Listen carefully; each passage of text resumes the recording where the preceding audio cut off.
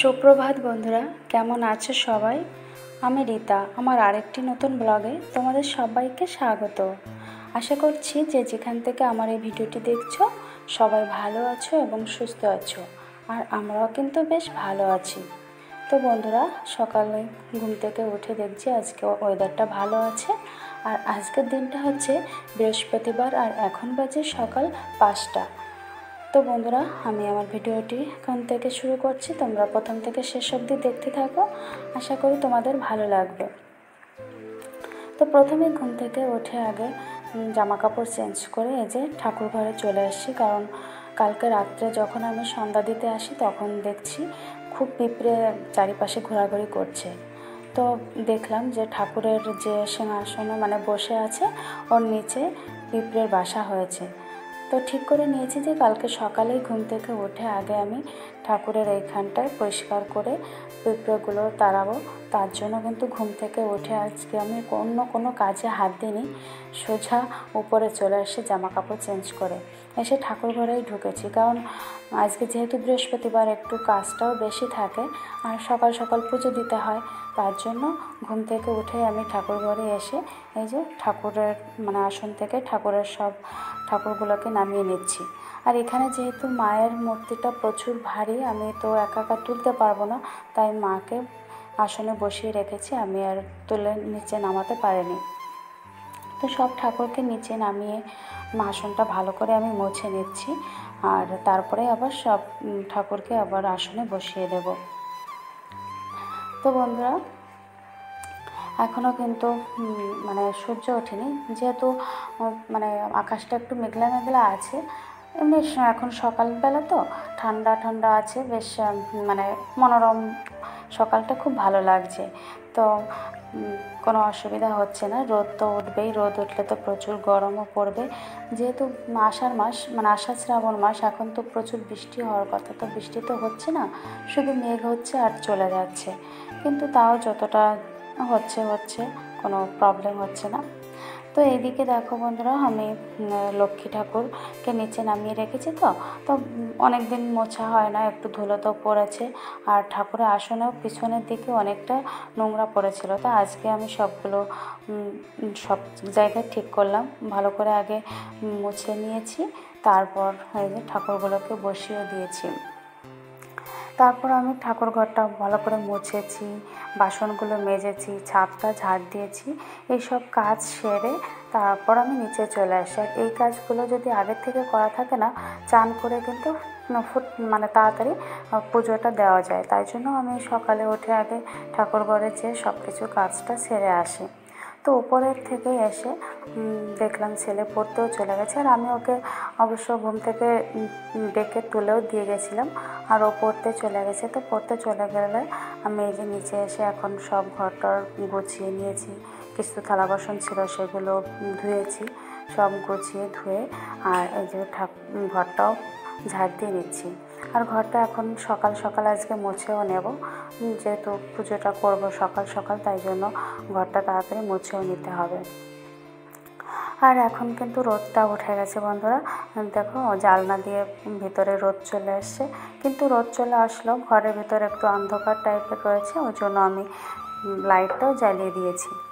এদিকে আমার টিনা সোনা উঠে গেছে, ওকে আমি একটু খাবার দিয়েছিলাম, সেটু খেয়ে এই যে নিজেকে পরিষ্কার করছে। ও যখন নিজেকে পরিষ্কার করে দেখতে কত সুন্দর লাগে, কি বলবো বন্ধুরা। আমি তো ওর সঙ্গে থাকি, ওর পাশে ঘোরাঘুরি করি, ওকে খেতে দিই, ওকে দেখাশোনা করি।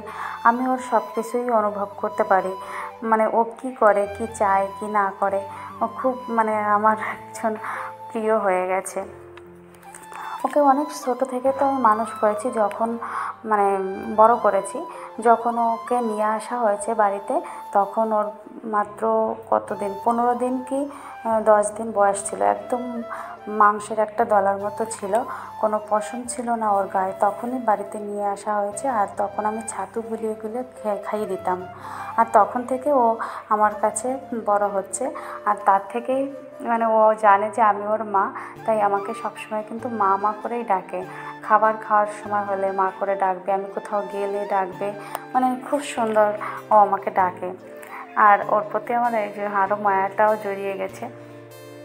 তো বন্ধুরা ঘরটা ঝাড় দিয়ে ঘর মুছে চারিপাশটা তো আজকে ভালো করে মুছতে হবে, কারণ বৃহস্পতিবারের দিন একটু স্পেশাল করে সব কিছু পরিষ্কার পরিচ্ছন্ন করা হয়। তো করে এই যে চান টানও করে নিয়েছি, আর এখন এই যে সিঁদুরটা লাগিয়ে নিলাম একটু ফ্রেশ হয়ে, তারপরে যাব ঠাকুর ঘরে। আর আজকে সকাল সকাল যেহেতু উঠেছি, তো তাই কাজ টাজ কিন্তু সব সকাল সকাল হয়ে গেছে। আর এই যে ঠাকুরের সব কিছু গুছিয়ে নিয়েছি। সকালে শাশুড়ি মা ঠাকুরের ফুল মিষ্টি, শ্বশুরমশাই এরা দুজনেই সব গুছিয়ে এনে দিয়েছে। আর আমি এই যে চান টান করে ঠাকুরের পুজো দিতে এসেছি। আর এই যে মালাটা দেখছো না বন্ধুরা, এই মালা দুটো আমি ধুয়েও দিয়েছিলাম। যখন আমি ঠাকুরকে বের করেছিলাম তখন আমি ধুয়ে দিয়ে গেছিলাম, তো এইটুক টাইমের মধ্যে কিন্তু মালা দুটো শুকিয়েও গেছে। তো ঠাকুরের সামনে ফুল দিয়ে সাজিয়ে দিয়েছি, ঠাকুরের লক্ষ্মী ঠাকুরের ঘরটাও সাজিয়ে নিয়েছি, আর এখন ঠাকুরের জলখাবারটাও সাজিয়ে নিচ্ছি। তো সব কিছু সাজানো থাকলে কী হয় বলো তো, বসে শুধু ধরে ধরে ঠাকুরের আসনে দেব আর পুজো করব, তো হয়ে যাবে, তাই না? তার জন্য আমি সব কিছু আগে থেকে গুছিয়ে নিই, সাজিয়ে নিই। আর এদিকে আমাকে রান্নাটাও করতে হবে, পুজো করার পরে তো রান্নাটা করব। তো পুজোটা আগে দিয়ে নিই, কারণ ছেলে স্কুল পড়ে আসবে, এসে তারপরে আবার স্কুলে যাবে, তাই জন্য আমাকে আবার রান্নাটাও তাড়াতাড়ি করতে হবে। তো আমার সব কিছু গোছানো হয়ে গেছে, ঠাকুরের আসনে ঘরটাও বসিয়ে দিয়েছি। আর আগে আমি মহাদেবের মাথায় জল ঢেলে নেব, তারপরে সব কিছু গুছিয়ে টুছিয়ে নিয়ে মহাদেবের মাথায় জল ঢেলে তারপরে আমি শঙ্করধ্বনি উলুধ্বনি দেব, তারপরে হচ্ছে আমার পুজোটা কমপ্লিট হবে। তো চলো বন্ধুরা, আগে পুজোটা করে নিই, তারপরে আবার দেখা।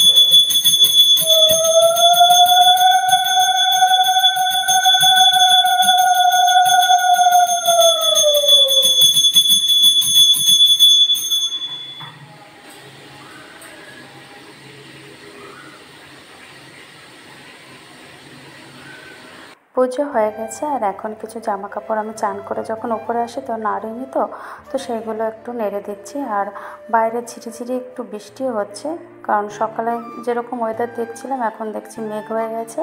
তো জামা কাপড়গুলো আর বাইরে নাড়লাম না, টিনের নিচে নেড়ে দিচ্ছি, যে হাওয়া বাতাসে যেটুকু শোকাবে, কারণ বাইরে নেড়ে দিলে না ঘন ঘন বৃষ্টি আসবে, আর আমাকে নিচ থেকে উপরে তাড়াতাড়ি দৌড়ে আসতে হবে। তার রান্না হয়ে গেছে, আর এখন খাওয়া দাওয়া হবে। খাওয়া দাওয়া সেরে বেশ কিছু সময় ঘুমানোর পরে ছাদে এসেছি, আর সন্ধ্যাও লেগে গেছে। তো এখন সন্ধ্যা দিয়ে দিচ্ছি, আর ভিডিওটি আর বড় করছি না বন্ধুরা।